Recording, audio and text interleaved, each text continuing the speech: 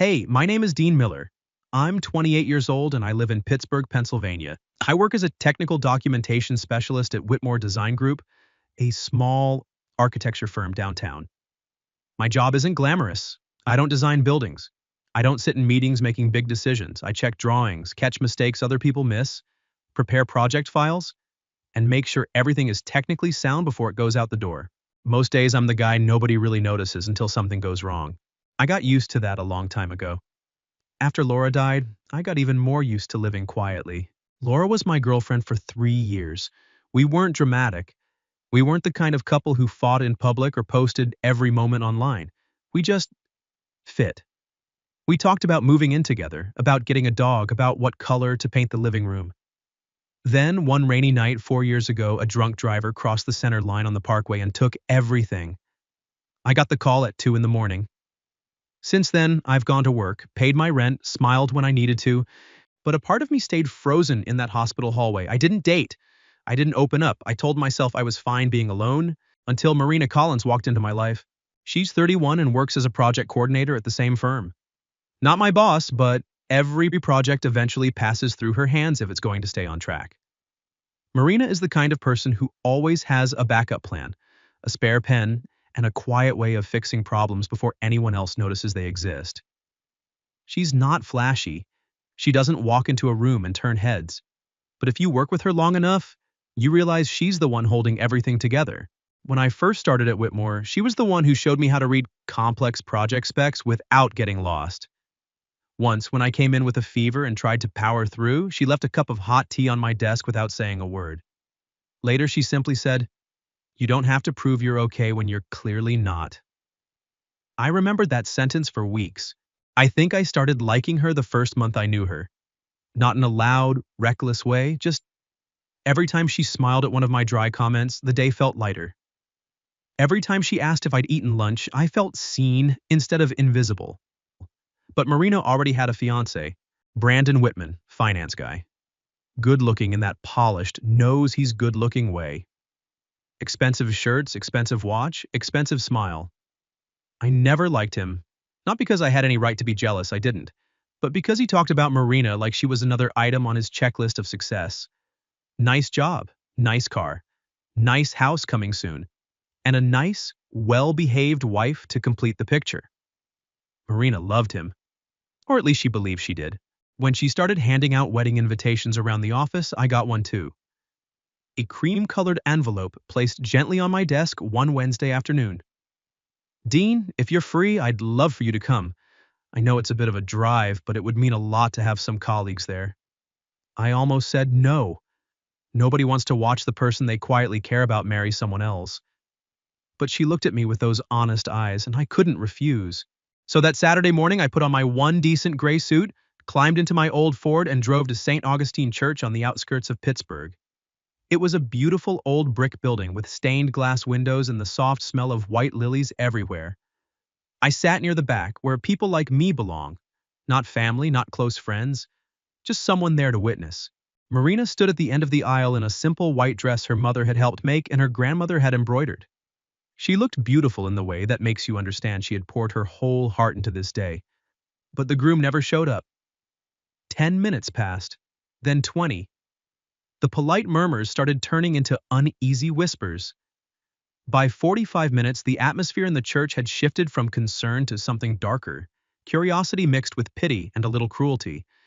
I sat with my hands clenched on my knees, watching Marina stand perfectly still on the altar, bouquet trembling slightly in her grip.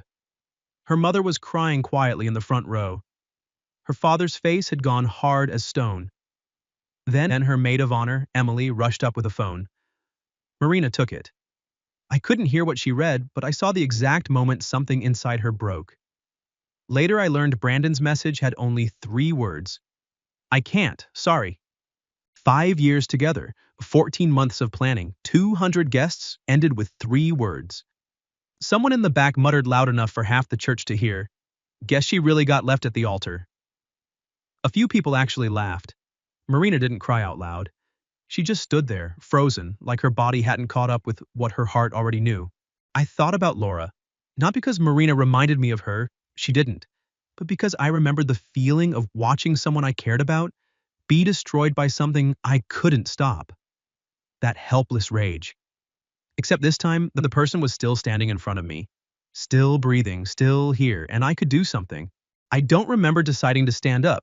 I just remember the sound of my chair scraping back and the sudden weight of 200 pairs of eyes turning toward me as I walked down the aisle. I didn't run. I walked slowly, one step at a time. The whispers died down. Phones lowered. Marina saw me coming, her eyes wide and red-rimmed. "Dean!" I stepped up onto the altar beside her. The minister looked at me like I'd lost my mind. "Who are you?" he asked. I took a deep breath. I knew this was the craziest thing I'd ever done. But I said it clearly enough for the entire church to hear. "I'm the man who's going to marry Marina Collins today." The church erupted in shocked murmurs. Marina stared at me like I'd gone insane. "Dean, what are you doing?" I leaned in close so only she could hear. "Just trust me for 1 minute. You don't deserve to leave here humiliated. If you want me to stop, say the word and I'll walk away right now. But if you need a way out, I'm right here." She looked around, at the phone still recording, at her crying mother, at her furious father, at the people who had been laughing at her pain only moments before. Then she looked back at me. There was fear in her eyes, but there was also something else. A tiny spark of hope. "Are you sure?" she whispered. I nodded. "I'm sure." The minister tried to explain that the marriage license had Brandon's name on it and couldn't be changed on the spot. Someone from Brandon's family stood up to object. A few people called it a stunt. But then Marina's father, George Collins, rose from his seat in the front row.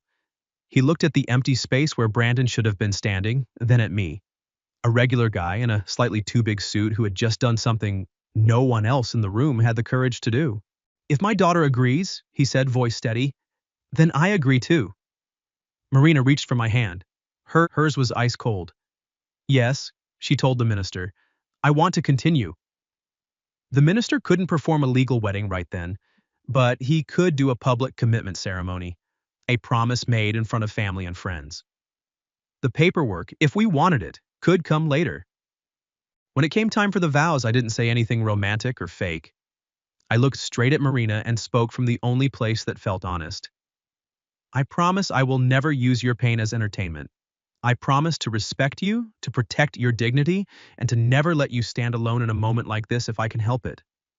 Marina's eyes filled with tears, but this time they weren't only from being abandoned. "I promise," she said softly. "I won't forget that you stood up when no one else did. I promise to honor that kindness, whatever happens next."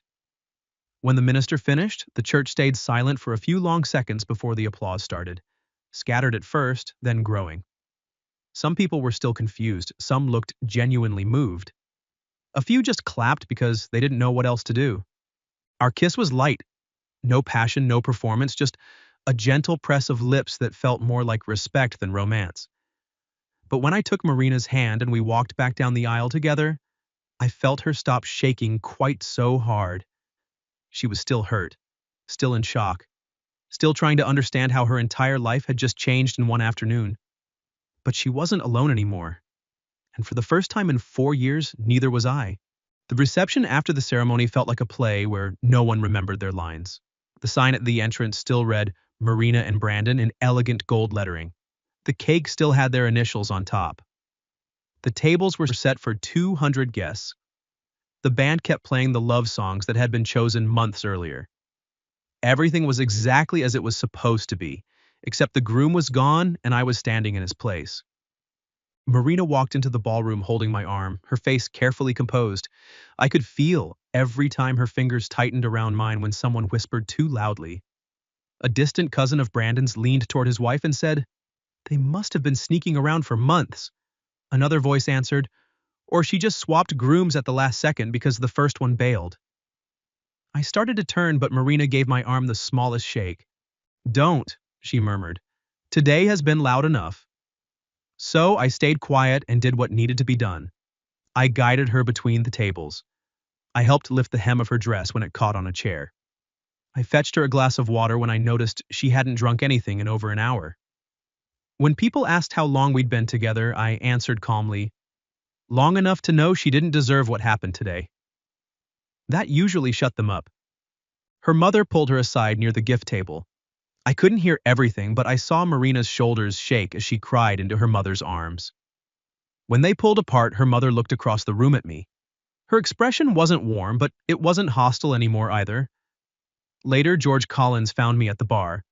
Marina's father was a big man with rough hands and a quiet voice. He used to work as a mechanic before his back forced him to retire. He didn't waste time with small talk. "Do you love my daughter?" I looked at him for a long moment.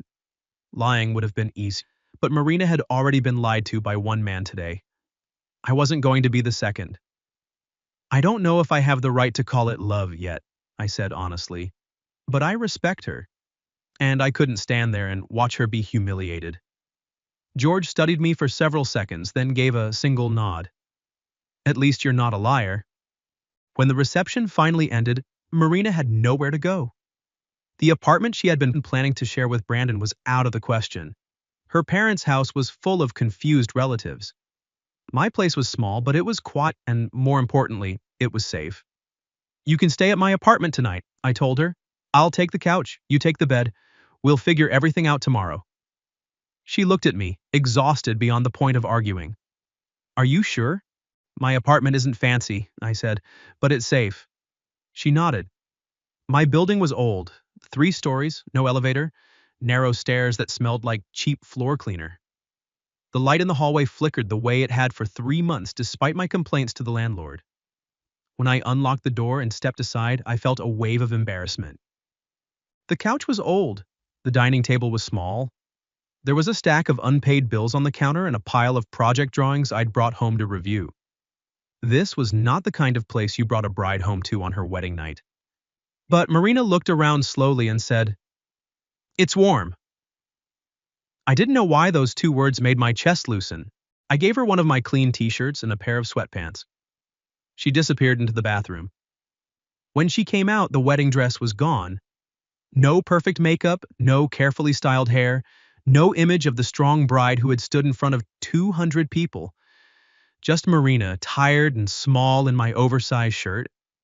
I made chamomile tea, something Laura used to say helped when sleep wouldn't come. We sat across from each other at the tiny table. I spoke first. "Marina, I need you to understand something. I did what I did today because I thought it was the right thing. Not because you owe me anything." She stared down at her cup. "But everyone thinks we're married now." "I know. Videos are going to spread." "I know. People at work will find out." "I know that too." For the first time all day, she let out a small, tired laugh. I continued, "We have a few options. Tomorrow we can tell everyone it was just a gesture to save you from embarrassment. Or we can keep the story going for a while until things calm down. Or," I hesitated. "Or what?" she asked. "Or we can actually try to get to know each other. Not because of obligation, not because of gratitude. Just 2 adults in a strange situation who want to see if there's something real here." She was quiet for a long time. Outside the window, the streetlights glowed through the thin curtains. The city kept moving like nothing had changed while our lives had been flipped upside down. "What do you want, Dean?" she asked softly. No one had asked me that in years. After Laura, I stopped letting myself want anything too big. I just did my job, paid my bills, and kept my head down. But Marina was looking at me like my answer mattered. "I want to make sure you're okay," I said. "And I want to know you outside of work, outside of today, outside of you being the woman who just got left at the altar." Her eyes glistened. "I don't know if I can trust anyone right now." "Then don't trust me yet. Just don't make any big decisions tonight." She glanced toward the bedroom, then back at me. "You said earlier you didn't regret standing up. Was that true?" I nodded. "Why?" I was quiet for a moment. Then I told her about Laura. Not everything, just enough. How we had planned a life together. How one phone call took it all away. How after that I lived like someone who didn't want to care about anyone again because caring meant having something to lose. "When I saw you standing at that altar," I said, looking down at my tea, "I remembered what it felt like to watch someone I cared about hurting and not being able to do anything. But today I could do something, so I stood up." Marina didn't speak right away. After a while, she reached across the table and placed her hand over mine. Not a squeeze, not dramatic, just a light, steady touch. I'm sorry about Laura, she whispered. I nodded. Thank you. That night I slept on the couch. She took the bedroom. Before she closed the door, she turned back. Dean. Yeah? In that church there were 200 people. You were the only one who stood up. I didn't know what to say to that. In the end, I just said, get some sleep. Tomorrow's going to be hard.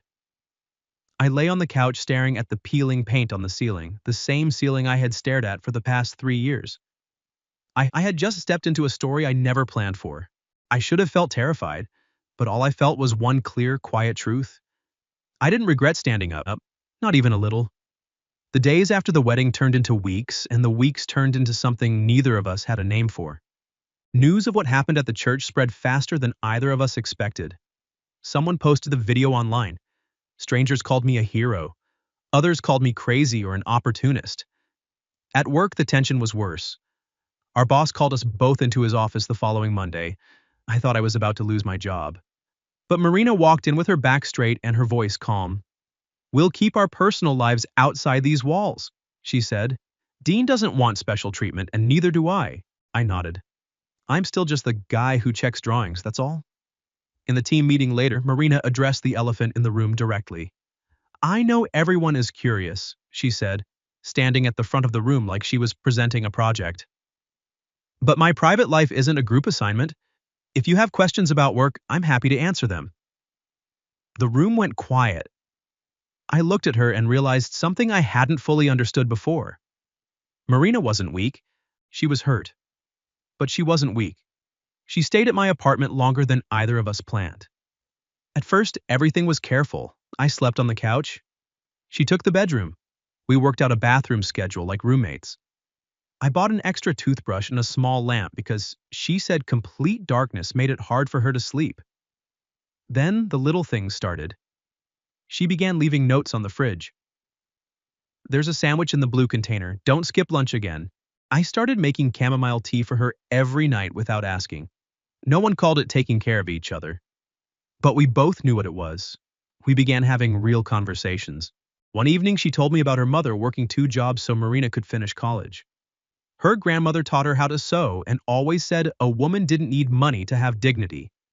I told her about my parents, my dad driving trucks across the country, my mom working the register at a grocery store. I was the first in my family to finish any kind of degree. I wasn't ambitious. I just wanted a decent life, a steady job, and someone who didn't see my ordinary life as a failure. Marina looked at me for a long time after I said that. Brandon always wanted to look like a winner, she said quietly. He talked about the future like it was a stage. Big house, nice car, perfect photos. But when it came time to actually be kind, he disappeared. I didn't say anything. I just added a little more honey to her tea. Some nights we ate cheap pizza on the couch. Some mornings she straightened my tie before we left for work, and we both got embarrassed because it felt too much like something real married couples did. One night I came home late and found her asleep at the dining table, head resting on her arms beside a stack of interior design sketches. I stood there watching her for a long time, something soft and terrifying unfolding in my chest. On the shelf by the window, the small photo of Laura still sat in its frame. Marina had seen it the first day but never asked. One quiet evening while I was washing dishes, she stood in front of the shelf and said softly, She was beautiful. My hand stilled. Yeah. Do you still love her? There was no jealousy in the question, just gentleness. I dried my hands and leaned against the counter. Part of me probably always will, but it's not the same as loving someone who's still here. It's more like a room in the house that's locked. I don't live in it anymore, but I haven't torn it down either. She nodded. I don't want to replace her. You're not like her, I said. I know, but I don't want you to feel guilty if one day you're happy again. That sentence left me speechless. After that night, something between us softened. Marina wasn't pulling me out of the past. She was just sitting with me long enough that I realized I didn't have to stay there forever. One rainy evening, the power in the building flickered. Marina sat at the table sketching something. I thought it was work, but when I walked past, I saw it was a design for a small apartment interior. That's beautiful, I said. She tried to cover it. It's just doodling. I pulled out a chair and sat across from her. No, it's really good. You should do interior design. She laughed like I'd said something ridiculous. I'm just a project coordinator. I'm just a technical documentation guy. That doesn't mean I can't recognize something good when it's right in front of me. She went quiet. We both knew I wasn't only talking about the drawing. After that, Marina started sketching more seriously. I bought her a better set of pencils one Friday night. Nothing expensive, just something I thought she needed. She held the box for a long time. You don't have to do this. I know. Why do you keep saying that? I shrugged. Because the best things are usually the ones no one makes you do. She looked down and I saw her smile. 3 months after the wedding that wasn't, Marina took me to dinner at her parents' house. I was more nervous than she was. Their home was small and warm with a wooden porch and flower pots her mother tended herself. When we walked in, her mother hugged Marina for a long time. Her father shook my hand with his rough mechanic's grip. Dinner was quiet at first. Her mother tried to keep the conversation light, food, weather, work. But the real question sat heavy on the table. Finally, George put down his fork and looked straight at me. Dean, I want to ask you something. That day in the church? What were you really thinking when you stood up? I swallowed hard. Marina looked at me. We could have dressed the story up, made it prettier, but I didn't want to start my relationship with her family on a lie. So I told the truth. Brandon had left her with a text. People were laughing, recording. She was standing there alone and I couldn't take it. I didn't stand up because I thought I was a hero, I said. I didn't know what would happen afterward. I just knew your daughter didn't deserve to be treated that way. No one does. The table went silent. Her mother wiped her eyes. George stared at me for a long moment, then nodded slowly. I was sitting in the front row that day. I saw a lot of people looking at my girl, but you were the only one who walked forward. I didn't know what to say. He turned to Marina. You're not weak for accepting help, Marina. You're strong because you stayed standing when the whole room was waiting for you to fall. Marina started crying. Her mother reached for her hand, voice thick. I don't know where this marriage is going, but I know one thing. When I couldn't protect you that day, Dean did what a decent man should do. George looked back at me. Love doesn't always start with romance. Sometimes it starts with kindness. But if the two of you want to make this real, don't build it on gratitude. Build it on choice. Every single day, choose each other. Understand? I nodded. I understand. On the drive home, Marina was quiet for most of the ride. Then she placed her hand over mine on the gear shift. Not for show, not because anyone was watching, just because she wanted to, and I didn't pull away. When we got back to the apartment, she stopped in front of the bedroom door. Dean. Yeah? I want to try. For real. I understood what she meant. Not trying to pretend we were married, not trying to keep up appearances, trying us. I stepped closer. I want that too. She smiled, eyes shining. Then we should do it properly, date each other, even though we're already married. I laughed. Dating my own wife, that sounds strange, but kinda sweet. I didn't kiss her right away. I just asked, can I? She nodded. Our first real kiss happened in that small kitchen, under the old light, while rain tapped against the window. No church, no guests, no cameras. Just two people who had both been broken by life, finally choosing to trust something kind again. Everything was going better than I had any right to expect. 6 months after the day at the church, Marina and I had settled into something that felt almost normal. We moved into a slightly bigger apartment with an extra room that became her design corner. She started taking on small interior design projects at work on the side. I was still checking drawings, but for the first time in years I was thinking about taking classes to move into project management. Not to prove anything to anyone, just because I wanted a clearer future for us. Then Brandon came back. He showed up at the office on a Thursday afternoon wearing an expensive coat and that same polished smile that never quite reached his eyes. I saw him before Marina did. He was talking to the receptionist like he owned the building. I need to see my fiancée. I walked over. She's not your fiancée anymore. Brandon looked me up and down. Ah, the church hero. His voice dripped with contempt. I'm not here to talk to you. But you're standing in my wife's workplace. The word wife came out so naturally it surprised even me. Brandon gave a cold laugh. You actually think this is real? She married you because she was in shock. Because she was humiliated. You're just the bandage I left behind. I clenched my fists but didn't answer. I'd learned that people like Brandon wanted a reaction. I wasn't going to give him one. Marina stepped out of the hallway at that moment. She froze when she saw him. For 1 second her face went pale, then she pulled herself together. What do you want, Brandon? He launched into his speech. He said he'd panicked on the wedding day, that everything had moved too fast, that he hadn't really wanted to leave her, that seeing her with me had made him realize he still loved her. Marina listened without interrupting. When he finally stopped, she laughed. A short, bitter sound. You realize that after I stopped standing alone at the altar waiting for you? Brandon glanced at me. He's not right for you, Marina. He's just some regular employee. You've always deserved better. I felt that old wound open up inside me, the one that had heard variations of those words my whole life. Not good enough, not rich enough, not ambitious enough. But Marina stepped closer and stood beside me. Dean is right for me because he stayed. Brandon went quiet. She continued, voice steady. You might have more money, better looks, a bigger ego. But on the worst day of my life, you disappeared. Dean stood up. That tells me everything I need to know. Brandon's face twisted. When selfish people get cornered, they don't apologize. They attack. He told the truth in the cruelest way possible. He hadn't just panicked. Before the wedding, Brandon had been sleeping with Vanessa Carlisle, the daughter of a major real estate investor in Pittsburgh. Vanessa had money, connections, and a direct path into the world Brandon had always wanted. The night before the wedding, she gave him an ultimatum.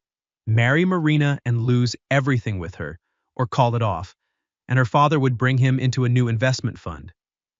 Brandon chose Vanessa, chose money, chose status, chose a shinier door. And instead of having the courage to tell Marina face to face, he sent 3 words. I can't. Marina went very still when she heard the full story.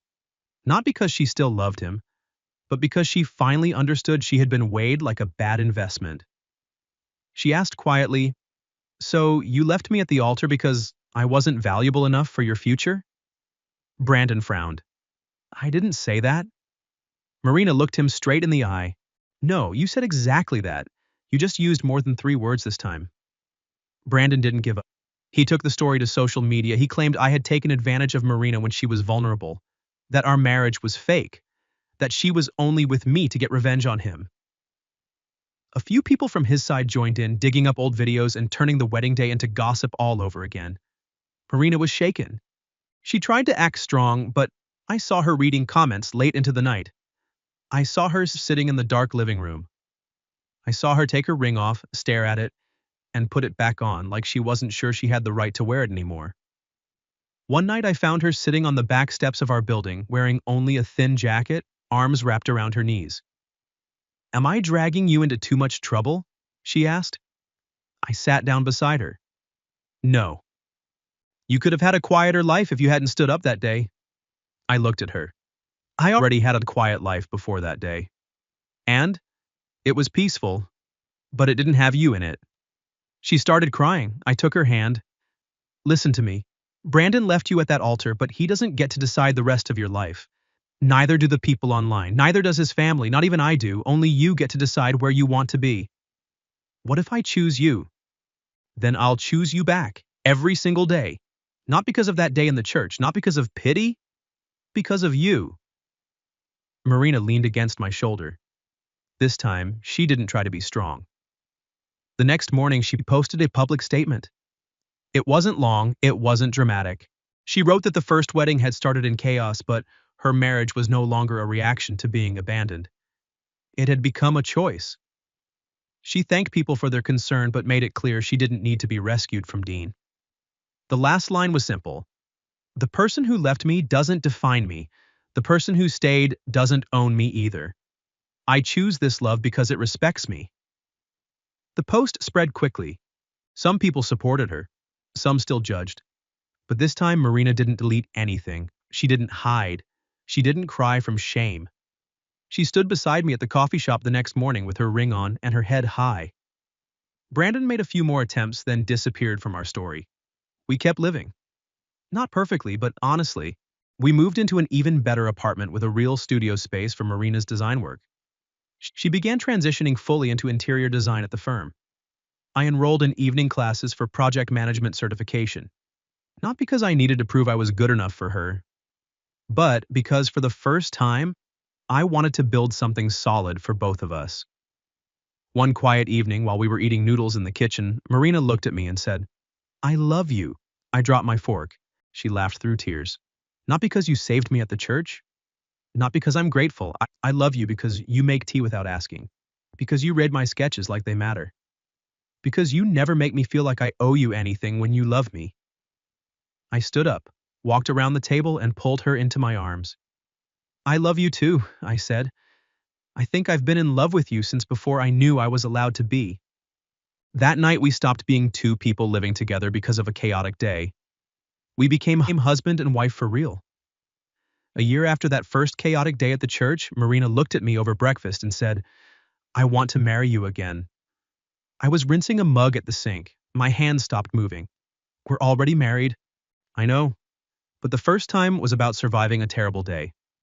This time, I want to marry you because I choose you.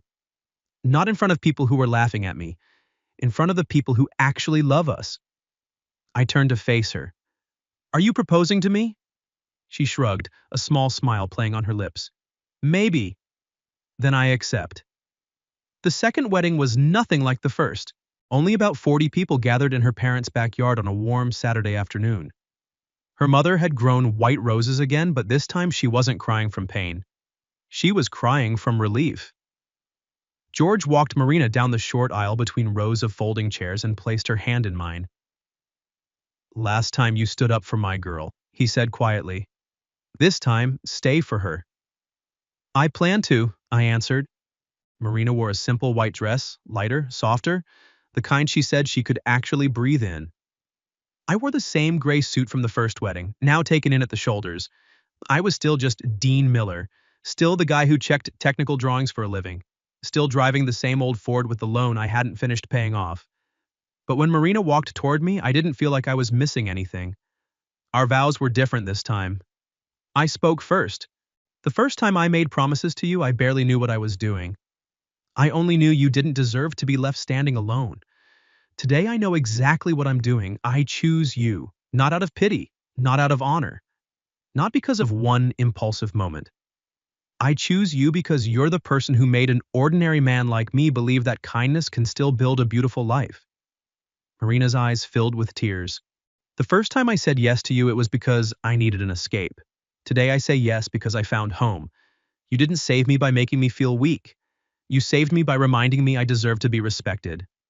I love you because you didn't just stand up once in that church.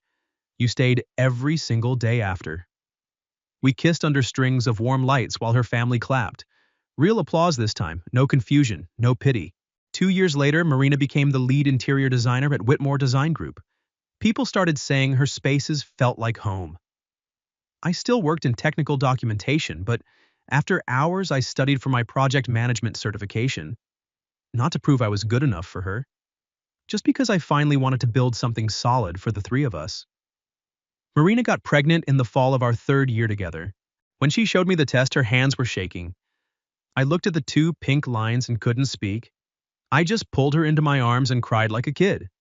We named our daughter Hope. Because Marina said, "That's what I found again on the day I thought I'd lost everything." 5 years after the day Brandon sent those 3 words, I brought Hope to pick Marina up from work.